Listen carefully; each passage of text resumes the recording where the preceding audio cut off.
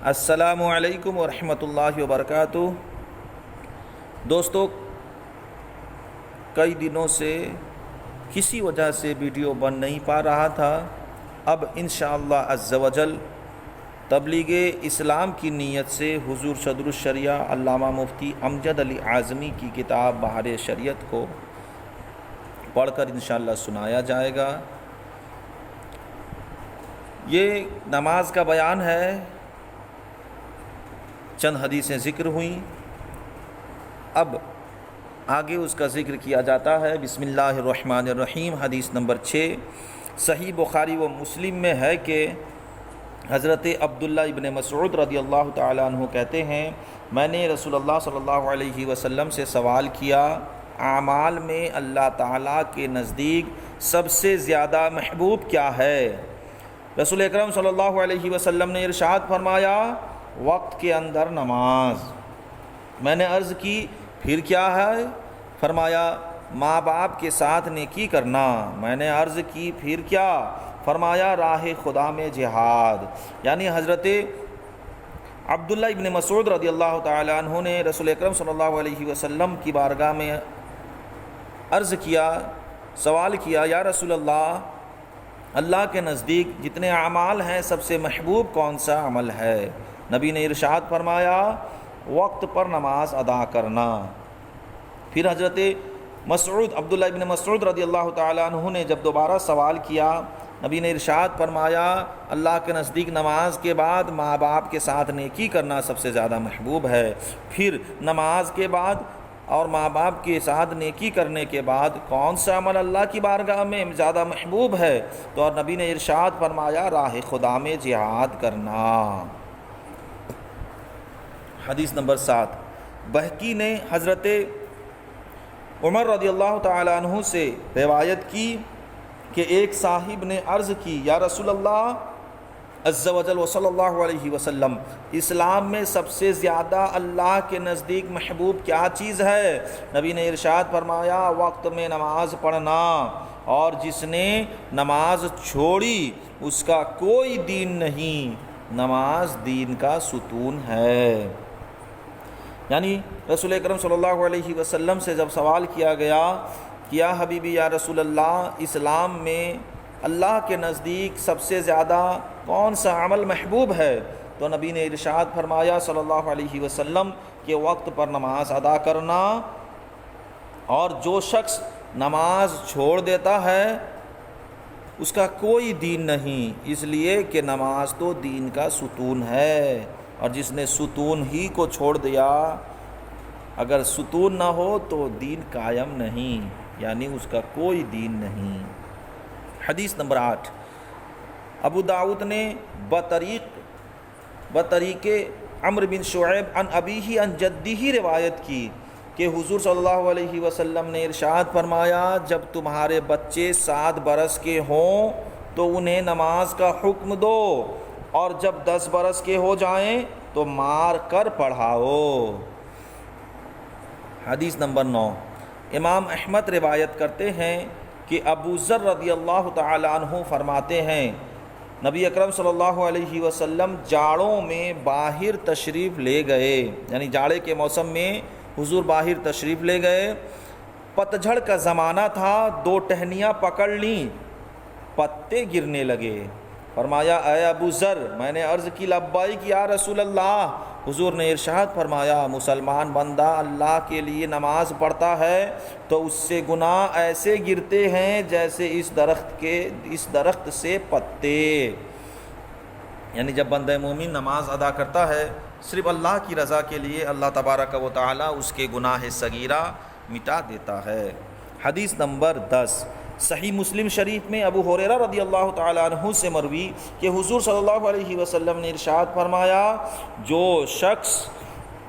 اپنے گھر میں طہارت یعنی وضو اور غسل کر کے فرض ادا کرنے کے لیے مسجد کو جاتا ہے تو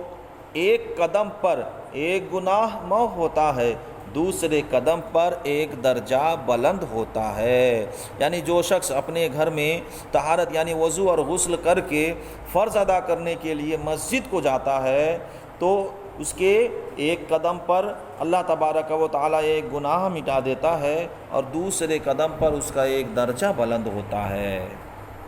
حدیث نمبر 11، امام احمد زید بن خالد جہنی رضی اللہ تعالیٰ عنہ سے راوی کہ حضور صلی اللہ علیہ وسلم نے ارشاد فرمایا، جو 2 رکعت نماز پڑھے اور ان میں سہو نہ کرے تو جو کچھ بیشتر اس کے گناہ ہوئے ہیں اللہ تعالیٰ معاف فرما دیتا ہے، یعنی صغائر۔ یعنی جو شخص 2 رکعت نماز بغیر کسی سہو کے یعنی خشوع اور خضوع کے ساتھ نماز ادا کرتا ہے، بغیر کسی نقصان کے، بغیر کسی غلطی کے، تو اللہ تبارک و تعالیٰ اس بندے سے جو کچھ نماز سے پہلے اس بندے نے گناہ کیا، اللہ تبارک و تعالیٰ اس کے نماز سے پہلے کے سارے صغائر گناہ معاف فرما دیتا ہے۔ حدیث نمبر 12،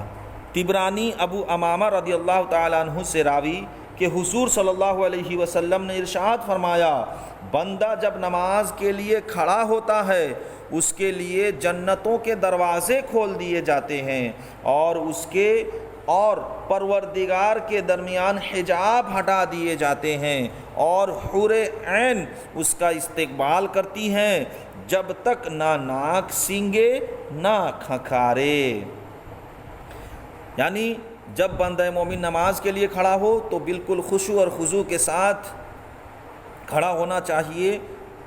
جب تک وہ خشوع اور خضوع میں رہتا ہے جنتوں کے سارے دروازے کھول دیے جاتے ہیں، نمازی اور پروردگار کے درمیان سارے حجاب ہٹا دیے جاتے ہیں اور حور عین اس کا استقبال کرتی ہیں جب تک وہ نہ ناک سینگھے اور نہ کھنکھارے۔ حدیث نمبر 13،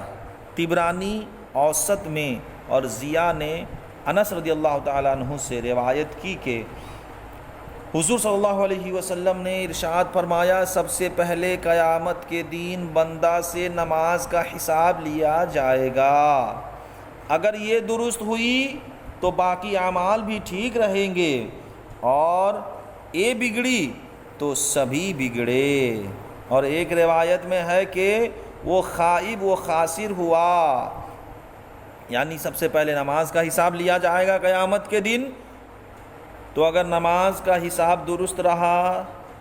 تو سب درست ہو جائے گا، اس کے بعد جتنی چیزوں کا حساب لیا جائے گا وہ سب ٹھیک ہو جائے گا۔ اور اگر نماز ہی کا حساب ہوگا اور اس میں بگاڑ پیدا ہو جائے، یعنی نماز کا حساب اگر بگڑ گیا تو سب میں بگڑی پیدا ہو جائے گی۔ حدیث نمبر 14، امام احمد و ابو داؤد و نسائی و ابن ماجہ کی روایت تمیم داری رضی اللہ تعالیٰ عنہ سے یوں ہے کہ اگر نماز پوری کی تو پوری لکھی جائے گی اور پوری نہیں کی یعنی اس میں نقصان ہے تو ملائکہ سے فرمائے گا، دیکھو میرے بندے کے نوافل ہوں تو ان سے فرض پورے کر دو، پھر زکوٰۃ کا اسی طرح حساب ہوگا، پھر یوں ہی باقی اعمال کا۔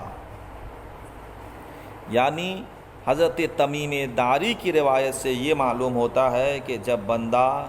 نماز پوری ادا کرتا ہے تو نماز پوری لکھی جائے گی، اور بندہ اگر نماز میں کسی طرح کا کوئی نقصان کرتا ہے یعنی کوئی کمی رکھتا ہے تو اللہ تبارک و تعالی ملائکہ سے یعنی فرشتوں سے حکم دیتا، فرشتوں سے ارشاد فرماتا ہے کہ میرے بندے کے نوافل ہوں تو اس سے فرض پورے کر دو، پھر تمام اعمال میں اسی طرح کے